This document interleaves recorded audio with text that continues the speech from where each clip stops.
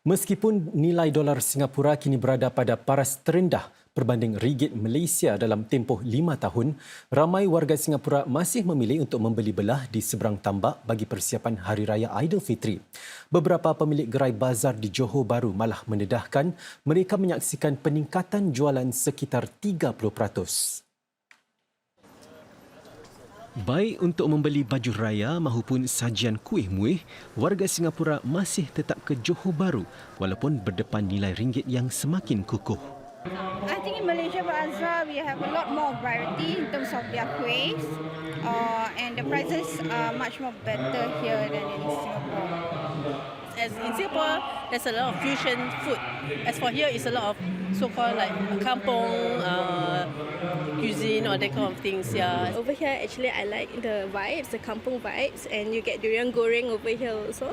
Fried durian, yeah, you don't really get that in Singapore.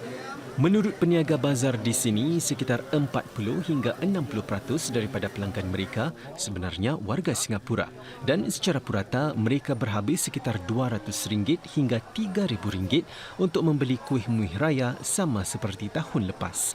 Malah para peniaga bazar menjangkakan peningkatan dalam jumlah jualan sehingga 30% minggu hadapan sempena minggu cuti sekolah Mac. Selain itu, cara pembayaran tanpa tunai silang negara juga membantu dalam meningkatkan jumlah jualan. Kalau dia datang seorang, tapi dia bawa balik banyak sebab they buy for makcik, aunty, kakak.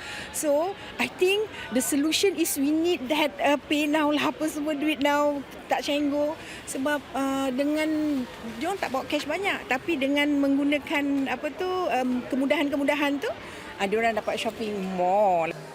Pengendali pembayaran e-wallet seperti U-Trip berkongsi, jumlah urus niaga sepanjang 3 minggu pertama Ramadan sudah pun melebihi jumlah pada tempoh yang sama tahun lalu.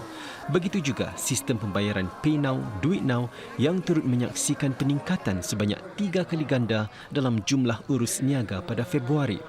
Di Singapura pula, pengendali bazar ini berkata, beliau menyaksikan jumlah pengunjung bertambah sebanyak 30 hingga 40% tahun ini berbanding tahun lepas. Faktor utamanya, pengaruh media sosial. I think we can see on social media there's a lot of trending food, like last is kunafa, this is keseo, and then there's like roast ice cream from like Saudi, that kind of thing. So every year it changes, but people are still looking for those traditional kampung food and items and products. So we have to have a mix of this. Now the trend one is TikTok, right? So kita guna sebaiknya TikTok yang ada tu, yang kita ada, platform yang kita ada, Instagram apa semua. And then sekarang kita boleh bayar influencer, right, untuk promosikan kita punya kedai dekat mana kita buka. So apa yang ada sekarang gunalah sebaiknya.